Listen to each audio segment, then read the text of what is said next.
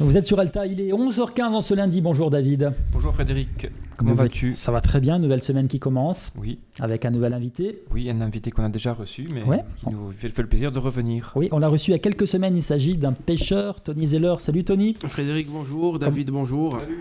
Depuis la dernière fois, comment tu vas? Ça va bien ça va, oui. Alors Tony, la dernière fois, donc on rappelle que tu es patron pêcheur à Ajaccio. La dernière fois, on a parlé vraiment de la pêche, du poisson, comment ça se passe, etc. On va passer la semaine plutôt axée sur les crustacés, donc que tu travailles, et aussi sur les oursins que tu travailles. Les échinodermes. Exactement. Les échinodermes. Parce qu'en plus, il y a des choses à dire. On sait que les oursins, il y en a de moins en moins. Il y a des maladies. C'est un peu comme les châtaignes dont on parlait il y a quelque temps. Châtaignes de mer. Avec Jérôme Pierre-Lovise. Alors, on commence par quoi? Par les crustacés? Allez. Il y a des saisons dans les crustacés. Oui, la saison de la langouste, la pêche à la langouste démarre le 1er mars et se termine à la fin du mois de septembre. Ce sont des dates fixes tous les ans, c'est comme ça, ou ça peut évoluer? Ça peut évoluer selon la ressource, mais là, bon, il n'y a pas à s'inquiéter au niveau de la langouste. D'accord. Il y a des années où il y en a abondamment, des années où il y en a moins, ça dépend. C'est pas une espèce qui est menacée, dont on pourrait manquer demain? Non, je pense pas. Et ça reste, David, la langouste, c'est le produit roi, finalement. Un produit roi, voilà. Oui. C'est le produit roi, les touristes, ils en demandent, les Ajacciens en raffolent. Après, il y a différentes langoustes, pour parler de goût. Il y a celle qui est un peu plus rouge, celle qui est un peu plus noire. Alors, celle qui est noire, c'est la langouste qu'on pêche à terre. À terre, ça veut dire quoi exactement? Entre 0 et 30 mètres. Ensuite, il y a celle qui se pêche un peu plus profond, qui est un peu plus rosée, qui est moins noire que celle de terre. Et puis, il y a celle des grands fonds qui est carrément rose, blanche. Alors, on pourrait dire qu'elle vit dans le sable, celle-là, je sais pas. Ouais, dans des fonds de vase. Quand elle est rouge ou noire, elle est pliée sur les rochers, finalement. C'est une langouste qui est différente au niveau du goût, c'est sûr. Ah oui. Celle de terre, elle a un goût qui est meilleur que les autres. Ça n'a rien à voir. Je trouve même que la chair est plus ferme. Oui. Elle est plus dense qu'une langouste de fond, finalement. Parce que et je me demande si vraiment les langoustes les plus grandes sont les meilleures. Je suis pas sûr.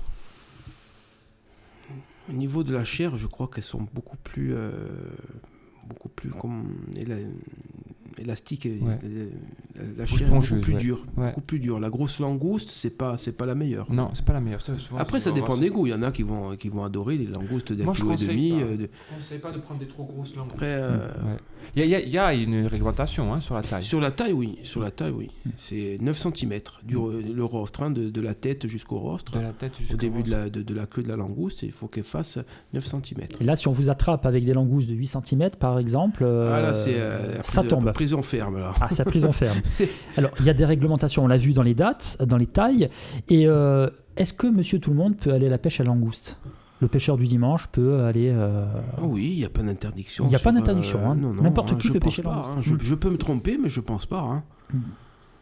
Et sachant que c'est un crustacé qui est recherché, est-ce qu'il y a une grosse concurrence sur cette pêche, ou est-ce qu'il y a assez de ressources pour tout le monde finalement? Oui.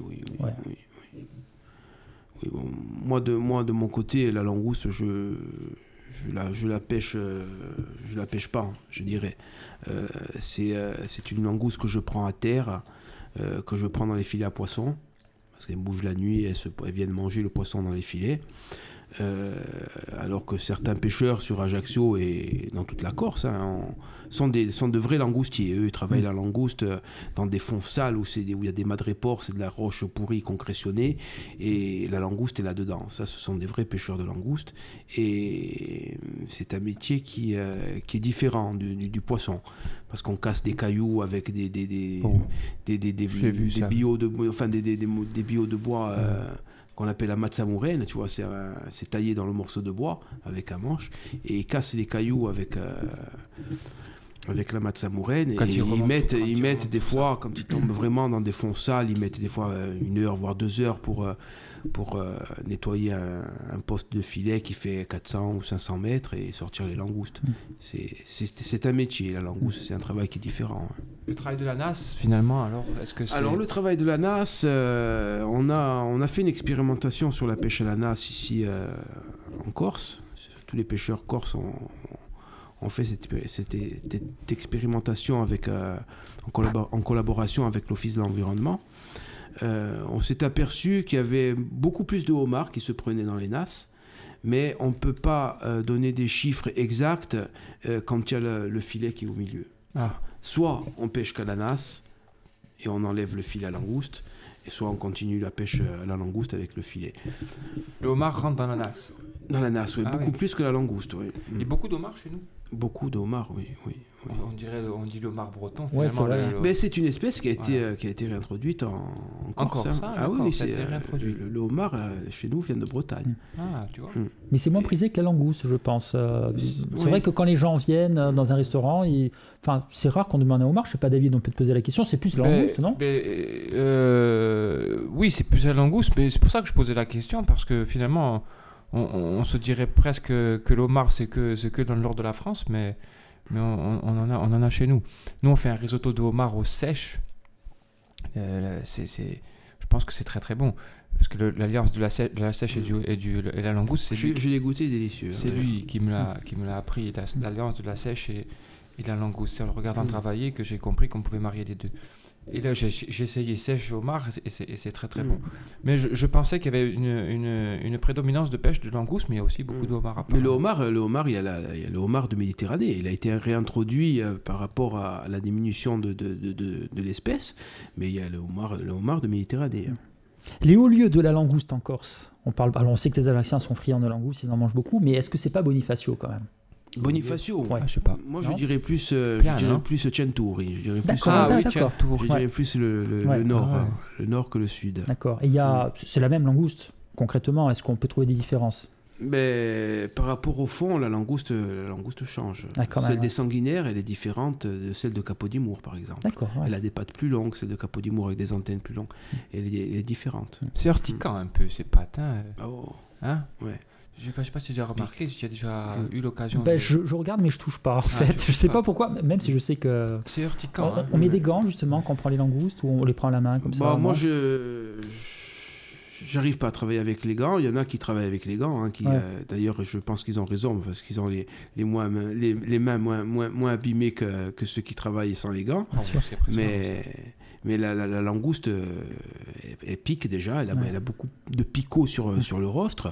Et puis sur la queue, elle a des espèces de lames gilettes tout le long de la queue qui lui sert justement à couper sa proie quand elle ferme sa queue. C'est puissant.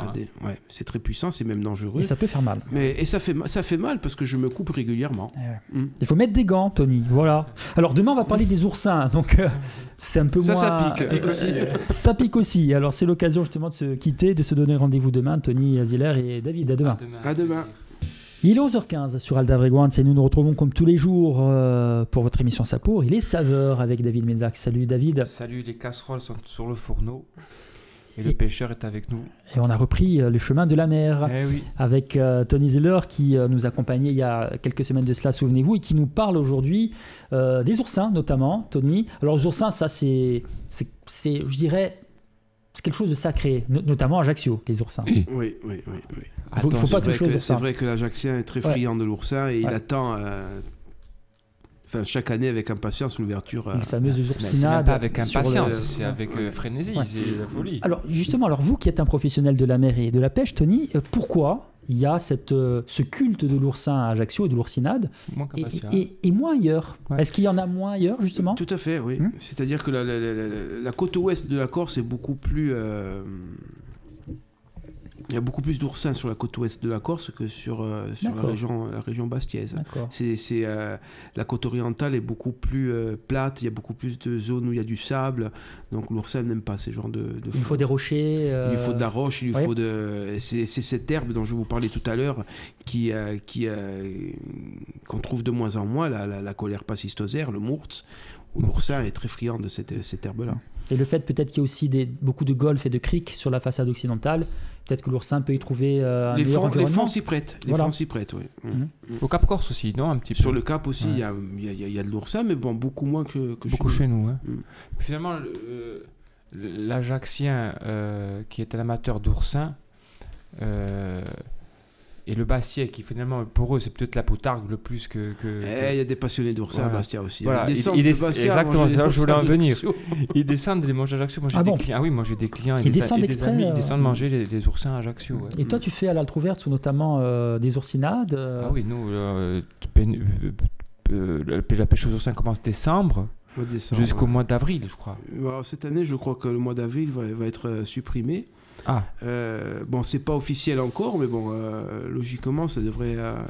Les dates d'ouverture et de fermeture seraient le 20 décembre pour l'ouverture et le 31 mars pour la fermeture. Ouais, voilà. Tous les dimanches. Voilà, on a supprimé 20 jours. 20 jours déjà. 20 jours de pêche. Ouais. Avant, c'était les mois en air. Avant, c'était 8 mois. Tous les mois en air, oui. Tous les mois en air. Alors là, c'était avant. C'est la pénurie. Il y avait l'abondance.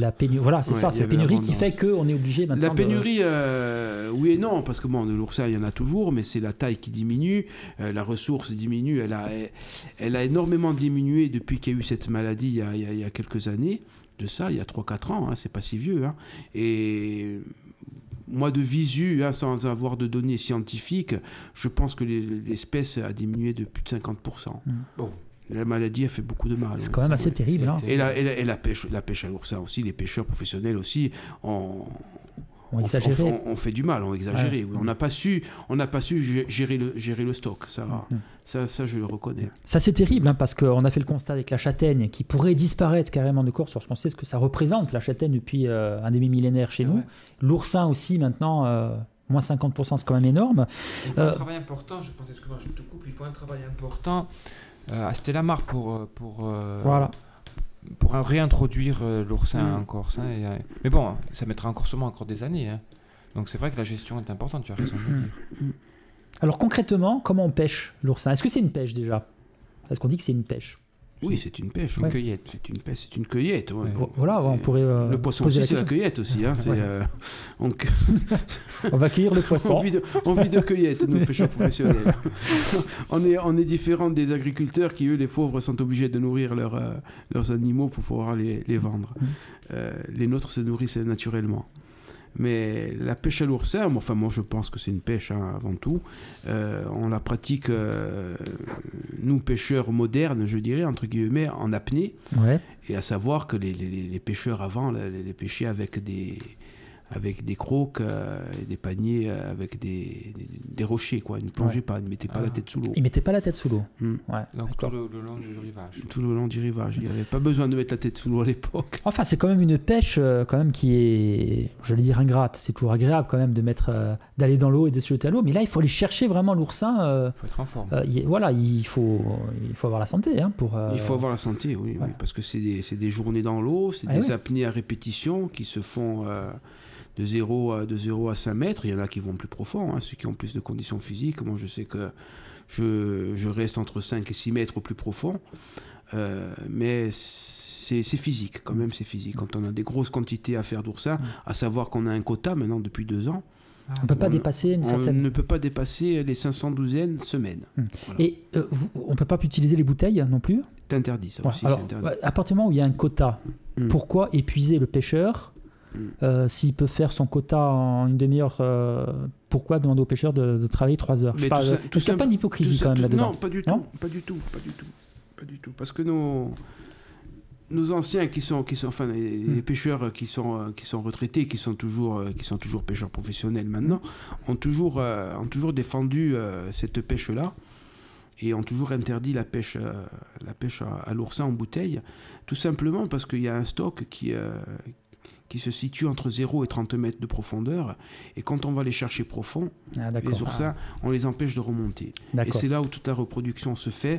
Et ce stock-là, il ne faut pas le toucher. D'accord. Et on a constaté que depuis quelques années, où il y a des apnéistes qui sont allés les chercher un peu plus profond, et des zones où ils ont été braconnés en bouteille, comme la zone de Pévani par exemple, où l'oursin a été pêché en bouteille par les braconniers, n'est pratiquement plus jamais remonté, a disparu. D'accord. Donc pour schématiser, la restriction des bouteilles, ce n'est pas pour la quantité, mais pour la profondeur. Pour la profondeur, d'accord. Pour ne pas aller chercher l'oursin dans les stocks profonds. D'accord. Et ça a toujours été préservé par les pêcheurs en Corse. Il y a déjà un stock qui est amoindri. Si on oui, Oui, on irait mais il faut chercher. savoir que sur la côte à Marseille, la pêche à l'oursin se pratique en bouteille. Ah, en bouteille. Mm. Il n'y a que chez nous que c'est préservé comme ça. Ouais.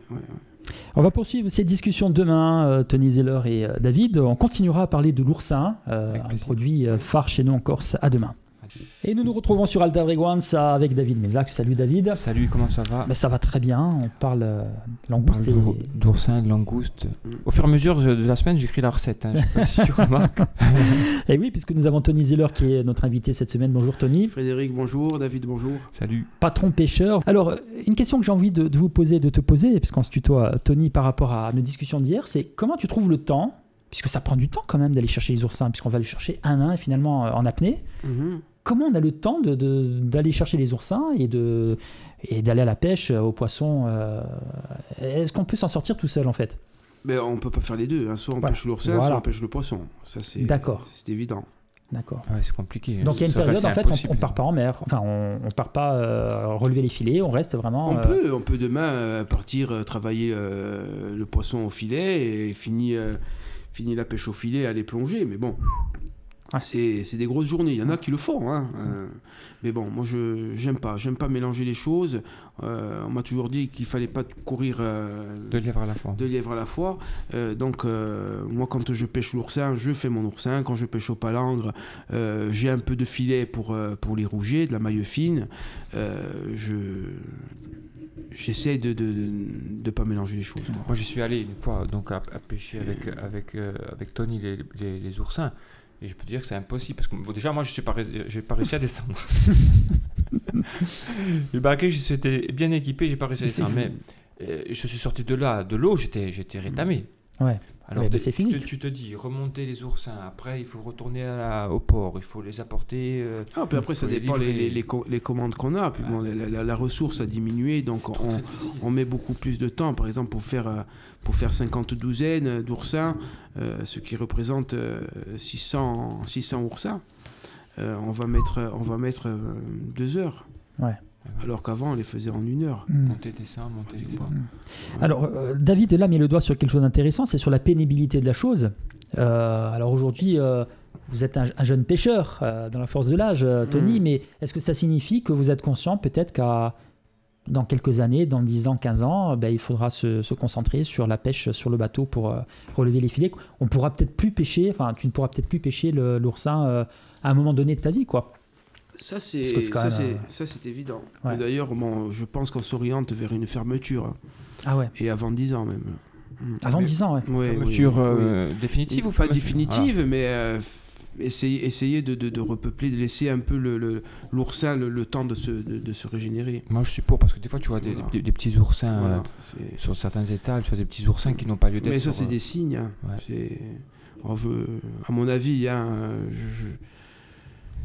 moi, je serais pour une fermeture de 3 ans. 3 ans. Je pense qu'il faut au moins 3 ans pour revenir sur toutes les zones et puis après avoir une gestion de l'oursin Parce que- différente de celle qu'on a eue jusqu'à présent. Pour avoir un oursin de bonne taille, c'est 7-8 cm de diamètre. La taille réglementaire, elle est de 5 cm. 5. La coquille, hors Ouais. épine, hein, 5 cm. Donc après, un oursin, pour qu'il soit beau, c'est 7-8 au moins. 7-8, c'est déjà des gros oursins. C'est des gros Ouais, oursins. ouais, ouais. Et pour avoir un oursin de 7-8 cm, il faut combien d'années?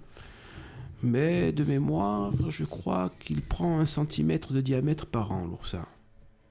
Ah ouais, c'est effectivement. Donc, et vous Putain. tu penses que 3 ans, ça peut permettre Oui, vraiment. oui. Après, avec une gestion sérieuse. Dessus, ouais. Ce qu'il faudrait, c'est que, en général, le pêcheur qui va chercher l'oursin, un peu comme toi, a diverses activités dans la mer. Mais s'il y en a qui font que l'oursin, ça peut être très Il y en a qui problématique pour eux. vivent que de l'oursin, hein, qui sont pêcheurs professionnels comme nous, qui ne vivent que de l'oursin. Mais après, bon, nous on est actifs 12 mois sur 12 et certains sont actifs 4 mois sur 12, en sachant qu'il faut cotiser 6 mois pour pouvoir garder une licence. C'est un choix, mais moi je suis là pour défendre ma profession et j'aimerais que demain mon fils puisse pêcher l'oursin et manger l'oursin comme j'ai pu le faire dans mon enfance, quoi. Ouais, ouais. C'est peut-être la faute aux clients dans les restaurants qui sont affamés dès lors qu'on voit oursins. Ce midi, nous avons des oursins, mais les restaurants sont pris d'assaut. Tu as totalement raison. Ouais. Moi, ça m'a impressionné d'ailleurs, Ouais. parce que avant qu'on positionne le restaurant à la Trouver en centre-ville, on ne faisait pas d'oursins. Et quand on a commencé à en faire, je crois qu'on a commencé avec, d'abord c'était Franck Kiba, qui nous portait d'abord les oursins, puis après toi. J'étais impressionné par le niveau de réservation par rapport à l'oursin. C'est un produit phare, un produit d'appel. Hein. C'est un produit d'appel. Parce qu'il ne faut pas croire qu'on gagne de l'argent sur l'oursin. Nous, les restaurateurs ou les pêcheurs, c'est très difficile parce que c'est un produit d'appel. Il y a beaucoup de casse, il y a beaucoup de, on en donne plus que ce qu'il en faut parce que après il y en a qui font le lait. Tu vois, il y a beaucoup de pertes. Donc, et puis c'est une gestion importante. Faut pas croire qu'on casse l'oursin que tout va bien. Il y a tout un nettoyage à faire, toute une préparation à faire. Parce qu'il faut les ouvrir déjà. Il faut les ouvrir. Il faut 2 personnes pour les ouvrir. Non, donc si tu fais le calcul à la fin de la journée, tu n'as pas gagné d'argent quand tu as vendu les oursins. Il faut en être conscient. À moins d'en vendre des centaines et des centaines. Et là, tu nous dis, lorsqu'on a eu la Trouverse, donc au bord de mer, on a fait des oursins, ça fonctionnait et tout. J'ai l'impression que l'oursin, ça ne se mange pas n'importe où non plus. Il faut être au bord de la mer, dans un environnement ou sur le port. Ou en famille, tu as raison, voilà. Sur le bord du rivage. Mais le vrai mangeur d'oursin, l'Ajaxien, il vous le dira toujours. Il va sur la plage. Il va le manger sur les rochers. Bien sûr. Et il aime le manger que comme ça, avec son morceau de pain, puis sans cuillère. Il trempe son pain dans l'oursin et il le mange comme ça. Est-ce qu'on peut manger un plateau d'oursin à Bocognan Je pense pas, j'ai raison, je pense pas que ça soit... On peut le faire. On les a vendus pendant des années à Bocognan, les oursins à la foire de Bocognan. Voilà. Mais est-ce que c'est le même goût? Un métier gastagne. C'est les châtaignes de mer, châtaignes de terre, mais c'est juste comme ça pour faire un petit clin d'œil. Mais c'est vrai que dans le bord de mer est un endroit où s'y prête le plus pour manger de l'oursin. On est au bord de mer, on a le bruit de la mer qui vient caresser nos oreilles, un peu de soleil. Ça fait partie du plat de l'oursin. Ouais, ça fait partie des dimanches ensoleillés d'hiver, c'est vrai. Et puis c'est un plat, David, où là, finalement, on n'a pas besoin de toi finalement pour nous le préparer. Pour le couper peut-être, mais... Voilà, pour l'ouvrir. Mais c'est vrai que l'oursin nous demande il y a des recettes à base d'oursin, des gelées d'oursin. D'ailleurs, c'est la recette que je vous donnerai vendredi. Il y a le soufflé d'oursin. Le soufflé d'oursin, on peut faire des cakes aux oursins, on peut faire une omelette aux oursins, des sauces à base d'oursin, des pâtes aux oursins. Non, c'est vrai. Mais je pense que l'amateur d'oursin... Excusez-moi de te couper, David. Je sais qu'il y en a beaucoup de chefs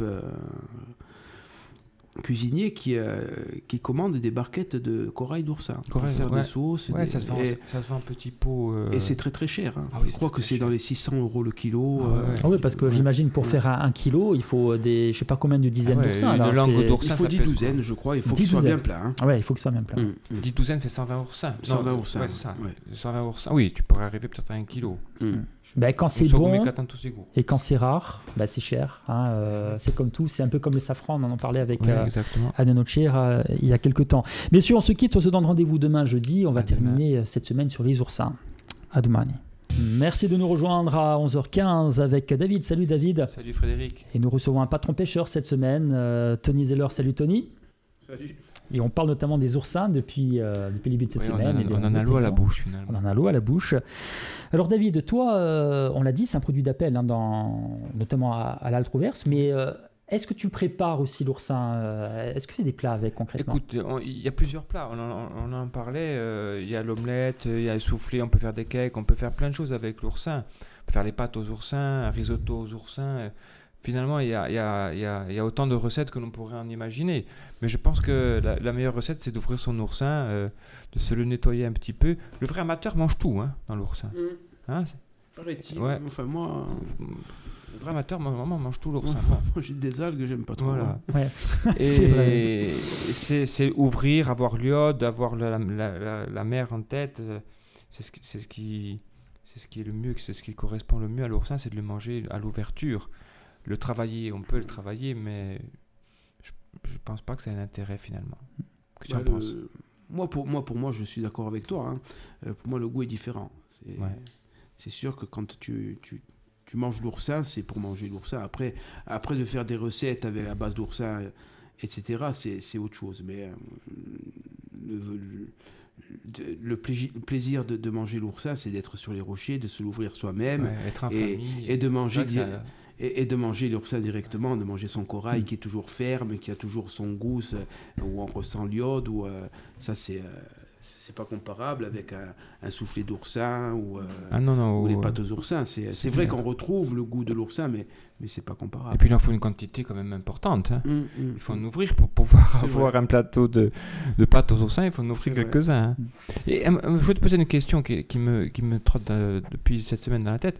Quand il y a ce lait qui apparaît, on dit le lait la laitance. La laitance. C'est dû à quoi? La température? C'est dû à quoi? C'est la reproduction? C'est dû à quoi? C'est-à-dire que l'oursin est hermaphrodite, comme le mérou, comme certaines espèces de poissons. Et quand il arrive quand il y a des modifications de température, c'est là où ils se reproduisent. Un peu comme Anto, la technique. Ils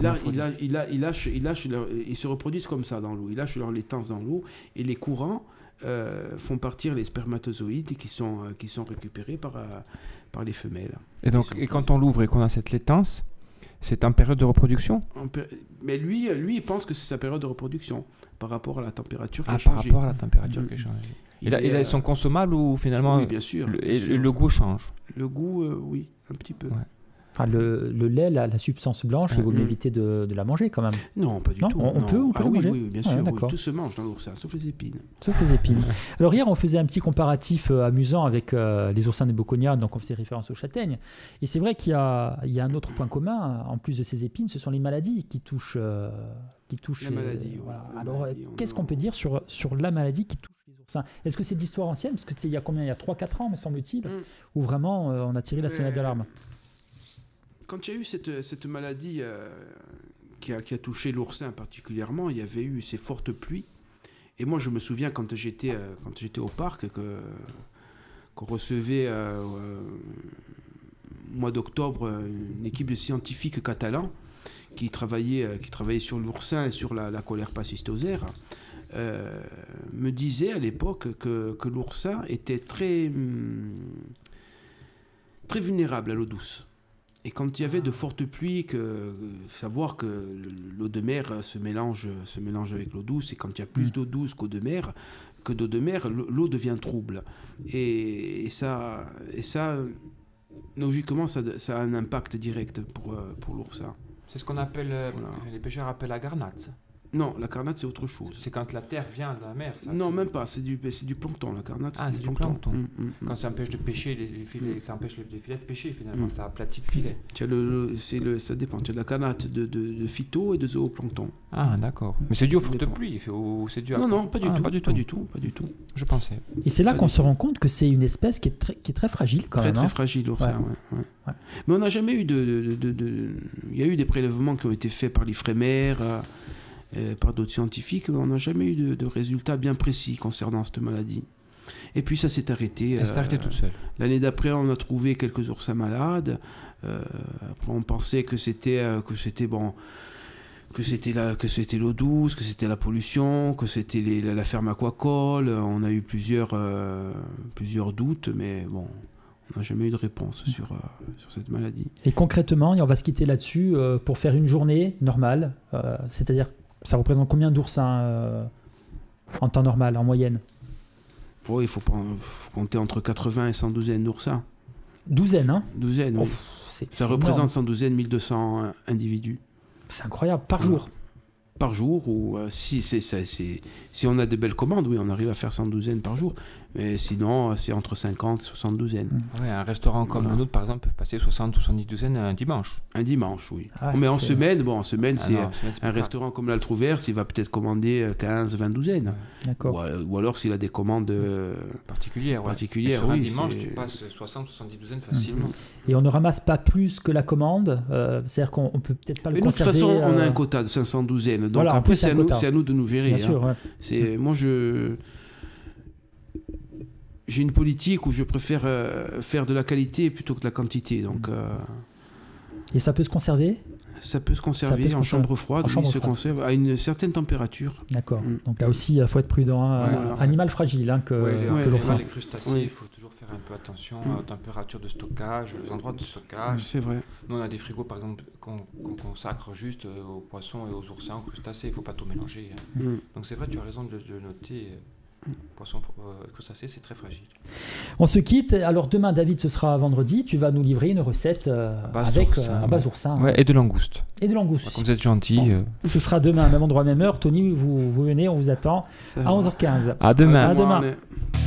Bonjour David. Bonjour Frédéric, je suppose que tu as grand faim. J'ai très faim, surtout que je me suis réservé parce que je sais que c'est le jour de ta recette le vendredi.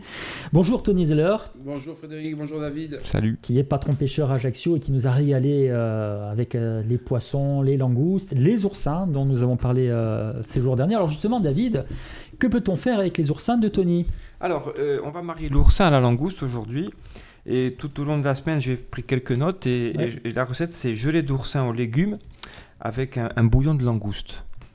Alors, comment on procède ? Il faut d'abord cuire la langouste. Une fois que la langouste elle est cuite, alors pour cuire la langouste, une petite info, et vous pouvez envoyer vos chèques et vos espèces. Je vous donne un secret, c'est 2 minutes au 100 grammes. Donc voilà, si vous ne le saviez pas, je vous le dis, la cuisson d'une langouste, c'est 2 minutes au 100 grammes au court bouillon. D'accord. Pour toi, je te fais cadeau. Ok. Donc, on cuit la langouste. Une fois qu'elle est cuite, on la débarrasse. On filtre le bouillon de la cuisson. Et on va faire tremper de la gélatine dans de l'eau froide.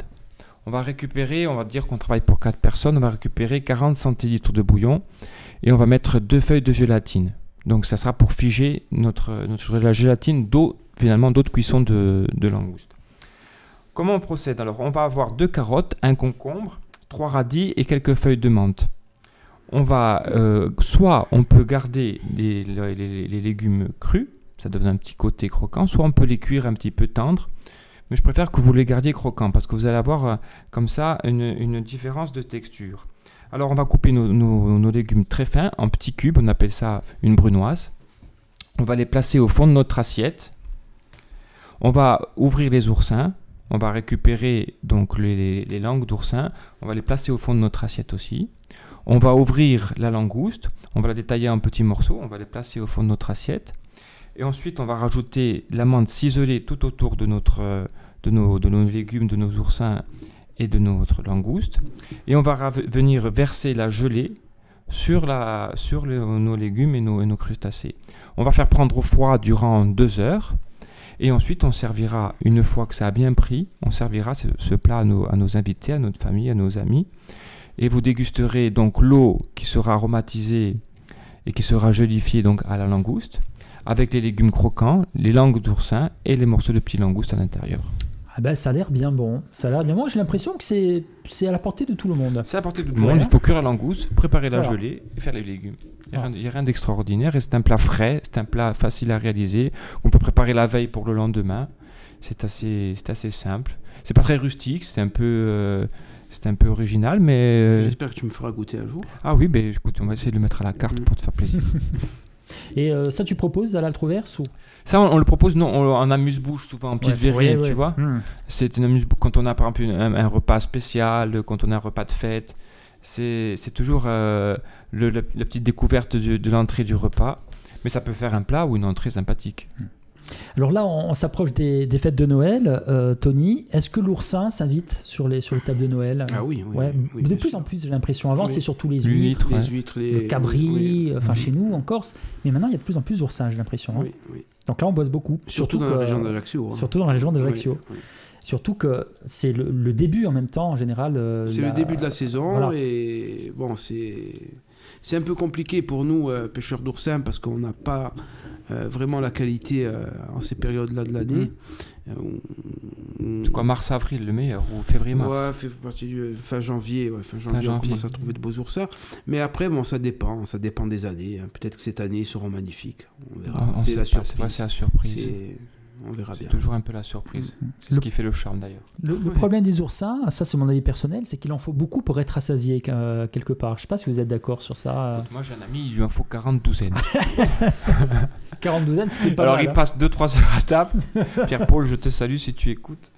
Non, c'est vrai qu'il en faut une quantité. Il en faut une certaine quantité. Mais après, ça dépend. Moi, je mange 2 douzaines, ça me suffit. Moi aussi, j'en mange quelques-uns, ça me suffit. 3 douzaines, grand maximum. Mon père, autant que tu en ouvres, il en mange. Il y a quand même un goût très très fort dans l'oursin qui peut peut-être écœurer à un moment donné si on n'est pas un adepte absolu. Habitué. Je ne sais pas si tu es d'accord avec moi. Oui, c'est très iodé quand même. Hein. C'est très iodé. Surtout ceux des sanguinaires. Ouais. Ah bon, plus que Ouais. ça. Mais que ce soit l'oursin, que ce soit la langouste, elle est différente. Au sanguinaire, on a vraiment une qualité supérieure. Et on le ressent sur le goût de l'oursin, comparativement à celui qui est pêché ailleurs qu'au sanguinaire. C'est un oursin qui est beaucoup plus sucré, même, je dirais. Et pourquoi? Est-ce qu'on a une explication C'est l'environnement. certainement les fonds qui sont beaucoup plus riches. Le fait qu'il y ait la ferme aquacole non loin, ça peut jouer sur le produit environnant? Non. Je sais pas. Je sais pas. Enfin, je m'avance pas là-dessus parce que bon, je dirais peut-être des bêtises. Mais personnellement, non, je pense pas. Non. Non, moi j'ai discuté avec les propriétaires de la ferme aquacole. Ils ont fait des analyses et des recherches. Il y a peut-être autour des cages un endroit où c'est quelque peu, je dirais, abîmé, comme on travaille la terre, un endroit où c'est travaillé. Mais de leur recherche à eux, non, il n'y a pas de pollution due à la ferme aquacole des sanguinaires. Et je pense que s'il y en avait, je ne pense pas que ça continuerait à travailler. On serait monté au créneau depuis Voilà. longtemps. Oui, non, mais bien entendu. Voilà. Mais ma question était plus dans le sens contraire, puisque apparemment la qualité est meilleure du côté des sanguinaires sur les langoustes et les oursins, c'est ça? Oui, Donc oui. peut-être que ça a un effet même bénéfique. Je Ah sais oui, pas, Bien sûr, ça je pense. ma question était plus Ah, dans pardon, ce sens-là. je suis d'accord. Ah oui. Ouais. Ça, il y a beaucoup de courants, surtout que la ferme aquacole des sanguinaires est très très bien placée. Ouais, tout à fait. Ouais. Et il y a un courant qui draine beaucoup les poissons d'élevage. Les courants ont changé dans le golfe d'Ajaccio, comme on l'entend souvent. Ça a des modifications quand il y a des digues qui sont faites par l'homme, ça c'est sûr, ça modifie les courants. Ouais. Et il y a un impact sur la pêche. Ça a un impact, oui, automatiquement. Ah ouais. C'est très fragile tout ça. Ouais, c'est très fragile, il faut faire attention aux espaces naturels. Merci beaucoup en tout cas Tony d'être venu nous voir encore cette semaine. On rappelle, pêcheur d'oursins à Ajaccio. Mais c'est moi qui vous remercie et je vous dis à bientôt pour l'ouverture de la pêche aux oursins. C'est pour dans quelques jours, David. On y aura là le trouvert. Ah oui, volontiers, ça me fait de beaux oursins, je suppose. Hein. David, on se donne rendez-vous lundi prochain. Avec plaisir. Et Tony, à très bientôt. On ira faire un tour en bateau. Il n'y a pas de souci, je vous souhaite on l'emmène avec nous. On l'emmènera, il a été sympathique. Je prépare le spoonting. Ça va. Allez, à bientôt. Allez, bon week-end.